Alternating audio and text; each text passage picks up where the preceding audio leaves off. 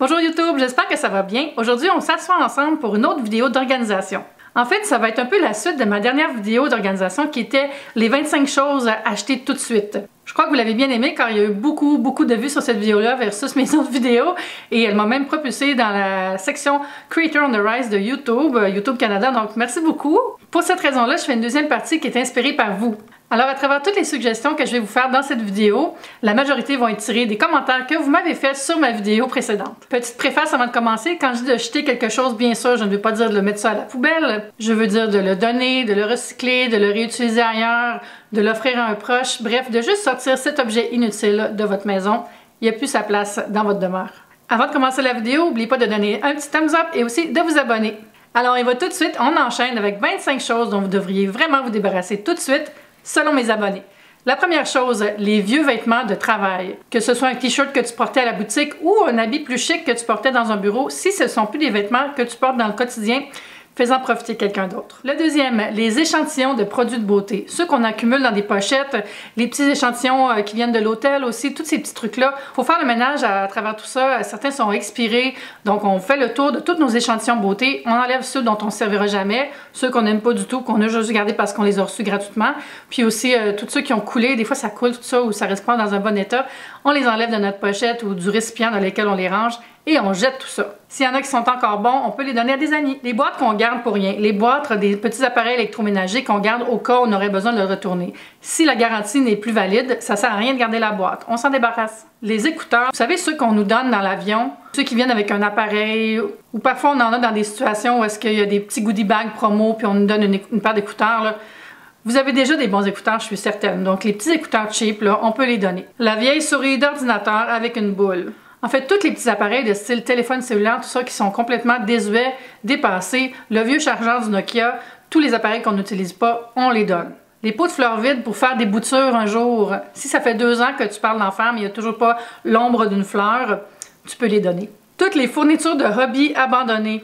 Puis ça, je sais que c'est difficile. On se dit toujours, je vais me remettre au scrapbooking, je vais me remettre à la peinture, je vais recommencer à faire du collage. Puis on a une pièce qui est envahie par des échantillons de tissu, par des copeaux de bois pour faire des montages, des morceaux de céramique pour faire de la mosaïque. Il faut juste s'arrêter puis se demander de manière réaliste, est-ce qu'on a encore la passion pour ce hobby-là? Si c'est pas le cas, on peut faire une petite annonce pour donner ou vendre les fournitures de hobby dont on ne sert plus.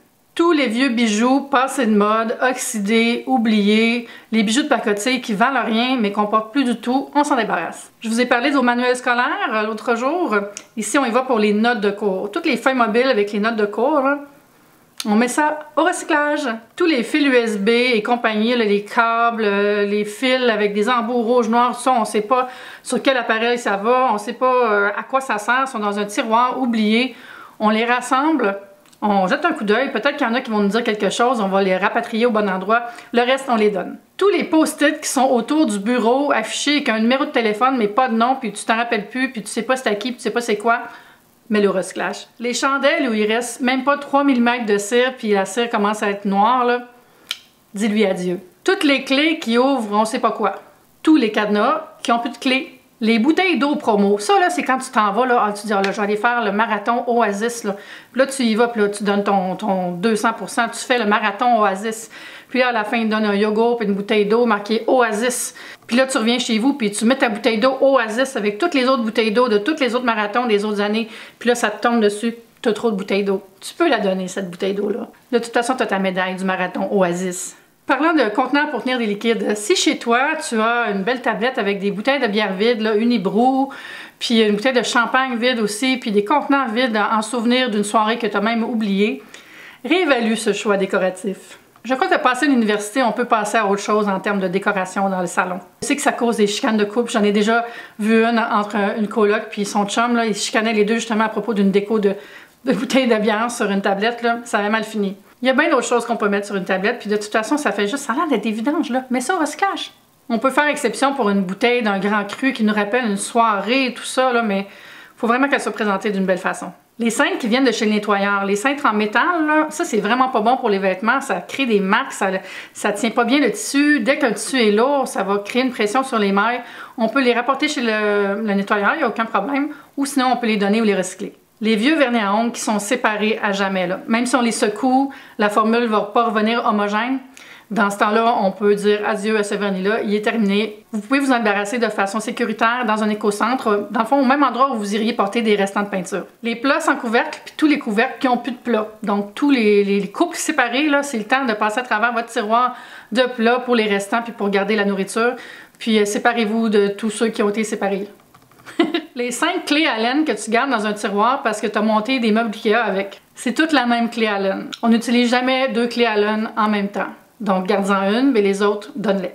Tous les coupons expirés qui traînent dans ton portefeuille, dans le tiroir de la cuisine, dans la petite place où tu mets les menus pour commander de la bouffe, on en a caché partout dans la maison comme des écureuils, puis on s'en sert souvent même pas. Rassemble-les, regarde si tu vas t'en servir s'ils sont pas expirés, sinon, au recyclage. Les vieilles lunettes qui sont plus à ta vue. Puis ça, c'est bien important de ne pas les jeter parce que souvent, elles peuvent être réutilisées pour des gens qui en ont besoin. Renseigne-toi auprès de ton opticien ou ton opticienne, puis eux vont pouvoir te dire s'ils font la récupération pour redistribuer auprès de gens dans le besoin.